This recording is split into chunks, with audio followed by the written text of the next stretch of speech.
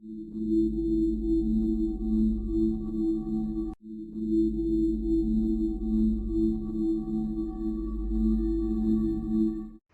students, welcome to my YouTube channel Learners Destination. I am Preeti Narwal, your maths teacher. As you know, हमने कल exercise 3.5 complete कर ली थी। आज हम discuss करेंगे कि हमें एक्सरसाइज 3.6 में किस टाइप के क्वेश्चन सॉल्व करने हैं और उनको कैसे सॉल्व करना है। तो चलिए स्टार्ट करते हैं आज की क्लास को। क्वेश्चन क्या कहता है यहाँ पर देखो, equations reducible to a pair of linear equation. मतलब यहाँ पर हम किस टाइप के इक्वेशंस का सॉल्यूशन निकालेंगे, वो इक्वेशंस जो अपने आप में लीनियर तो नहीं है लेकिन हम उनको लीनियर इक्वेशंस की फॉर्म में रिड्यूस कर सकते हैं, मतलब कन्वर्ट कर सकते हैं। और जैसे ही हम उनको कन्वर्ट कर देंगे तो हमारा सेम प्रोसीजर जो हम अब तक पढ़ते आए हैं, किसी भी मेथड की हेल्प से हम उसको क्या कर लेंगे, सोल्व कर लेंगे। तो चलिए हम देखते हैं कि कैसे हम इन इक्वेशंस को रिड्यूस कर सकते हैं पेयर ऑफ लीनियर इक्वेशन में। इसे मान लीजिए ये वो इक्वेशन हमें कंसिडर करनी। पहली इक्वेशन है 2x + 3y = 13, 5x - 4y = -2। हमें दिखाई दे रहा है ये क्या है, ये लीनियर इक्वेशन तो नहीं है, लेकिन क्या कहते हैं कि हम इस टाइप की लीनियर इक्वेशंस को किसमें कन्वर्ट कर सकते हैं, लीनियर इक्वेशंस में कन्वर्ट कर सकते हैं। कैसे कन्वर्ट करेंगे कि जो हमारे एक्स वाई वेरिएबल है ना, हम इनको किसी और टर्म में क्या कर लेंगे, लेट करके चलेंगे और उसके बाद उन इक्वेशंस को सॉल्व करेंगे।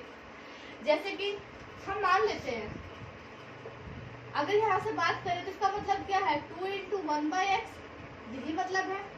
यहाँ पर क्या मतलब है, 3 × 1/y, ये मतलब है।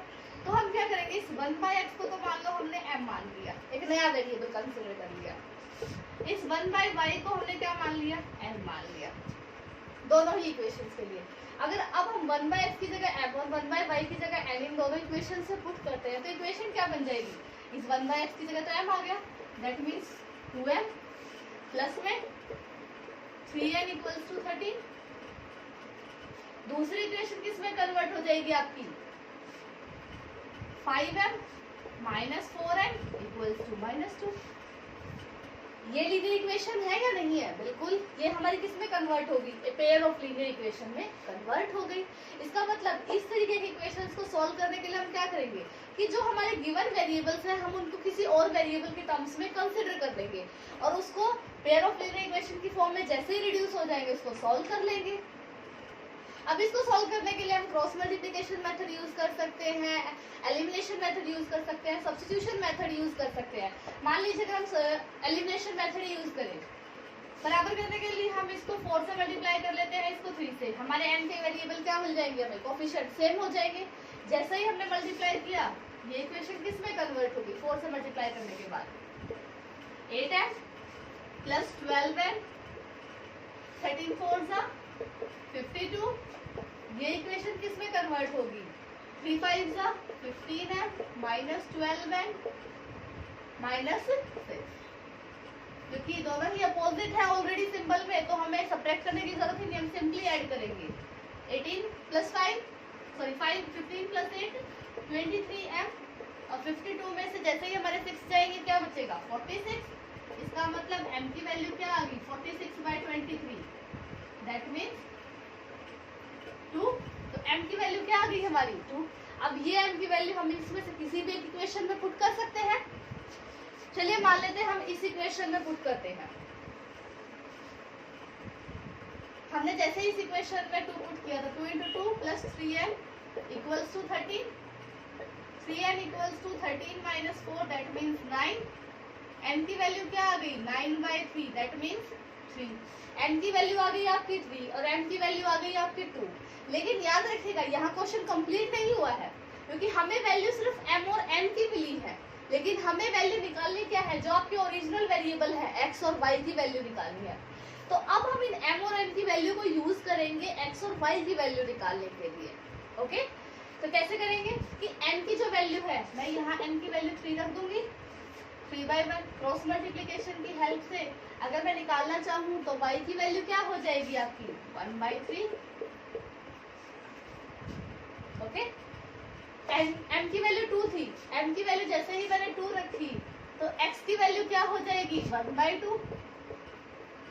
तो ये हमें जिसकी वैल्यू हमें निकालनी थी x और y की, वो वैल्यू हमें मिल गई। इसका मतलब हमें क्वेश्चन को 2 बार रिपीट करना है।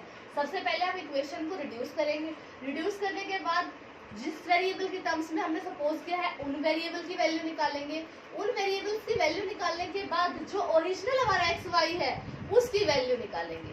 ओके, तो सबसे पहला काम क्या होगा, आपकी इक्वेशन कुछ भी इस तरीके की हो सकता है, इस एक्स वाई की जगह एक्स कुछ रूट एक्स रूट वाई हो, एक्स माइनस 1 वाई प्लस 2, कुछ भी इस तरीके का हो सकता है। आप उसको सपोज करोगे, उसको सपोज करके नया variable M N P Q कुछ भी कंसिडर करोगे। वो निकालने के बाद आप उस वेरिएबल की वैल्यू निकालोगे। जैसे ही आपको उन वेरिएबल्स की वैल्यू मिल जाएगी, आप अपने ओरिजिनल वेरिएबल एक्स और वाई की वैल्यू निकाल दोगे। ओके, तो चलिए अब हम डिस्कस करते हैं इसका एक क्वेश्चन, एक्सरसाइज 3.6 का क्वेश्चन डिस्कस कर लेते हैं ताकि आपको और अच्छे से क्लियर हो जाए कि आपको कैसे सोल्व करना है। ओके, तो ये हम स्टार्ट करते हैं एक्सरसाइज 3.6 का क्वेश्चन फर्स्ट का सेकंड पार्ट। इसमें हमें दिखाई दे रहा है कि क्या है हमारे 2/√x + 3/√y = 2। सेकंड इक्वेशन में 4/√x - 9/√y = -1। हमें पता है कि ये लीनियर इक्वेशन नहीं है, लेकिन हमें क्या करना है, इस इक्वेशन को लीनियर इक्वेशन की फॉर्म में रिड्यूस करना है। रिड्यूस करने के लिए जैसे मैंने उस एग्जांपल के तौर पे आपको बताया था, यहाँ पर भी हम इस √x √y को क्या करेंगे, दूसरे वेरिएबल्स की टर्म्स में सपोज करेंगे। मान लीजिए इस 1/√x को हमने मान लिया m, 1/√y को हमने मान लिया n। 1/√x की जगह m पुट करेंगे, 1/√y की जगह n पुट करेंगे दोनों इक्वेशन में। तो पहली इक्वेशन आपकी क्या बन गई, 2m + 3n = 2। सेकेंड इक्वेशन क्या बन जाएगी आपकी, 4m - 9n = -1। अगर हम यहाँ पर एलिमिनेशन मेथड का यूज करें तो कोई किसी भी एक वेरिएबल को हम इक्वल कर सकते हैं, हम n के कर सकते हैं, m के कर सकते हैं। मान लीजिए मैं n के लिए करूँगी तो सिर्फ मुझे इसको 3 से मल्टीप्लाई करने की जरूरत पड़ेगी। तो जैसे ही मैंने इसको 3 से मल्टीप्लाई करके हो जाएगा 3 2 6m + 9n = 6। सिंपली क्योंकि ऑलरेडी सिंबल अपोजिट है तो हम क्या कर देंगे, ऐड कर देंगे। ऐड करेंगे जैसे ही 10m, ये कैंसिल आउट, यहाँ क्या बचेगा 5। m की वैल्यू क्या हो गई 5/10, दैट मीन्स m की वैल्यू क्या आ गई आपकी 1/2। ठीक है, m की वैल्यू आपको क्या मिल गई 1/2। अब ये m की वैल्यू हम इनमें से किसी भी इक्वेशन में पुट कर देंगे ताकि हमें n की वैल्यू और मिल सके। मान लीजिए हम इसको इस इक्वेशन में पुट करते हैं, 2 × 1/2 + 3n = 2। इस 2 से 2 कैंसिल, 1 + 3n = 2, 3n = 2 - 1 1। n की वैल्यू क्या आ गई 1/3। तो आपको n की वैल्यू मिल गई है, m की वैल्यू मिल गई है। अब आपको किसकी वैल्यू निकालनी है, x और y की। तो m की जगह n की वैल्यू पुट करेंगे, n की जगह n की वैल्यू पुट करेंगे, उसके बाद x और y के लिए सॉल्व करेंगे। सबसे पहले इसके लिए सॉल्व करते हैं। 1/√x किसके इक्वल था, m के इक्वल। m की वैल्यू क्या है 1/2। यहाँ अगर हम क्रॉस मल्टीप्लाई करते हैं तो इसका मतलब √x की वैल्यू क्या आ गई 2, लेकिन हमें चाहिए x की वैल्यू है, √x की नहीं। तो हम दोनों तरफ क्या कर देंगे, स्क्वायरिंग कर देंगे। जैसे स्क्वायरिंग करेंगे तो यहाँ पर 2 का क्या हो जाएगा स्क्वायर, x की वैल्यू क्या आ गई आपकी 4। ठीक है, इसी तरीके से हमें किसकी निकालनी है, y की वैल्यू निकालनी है।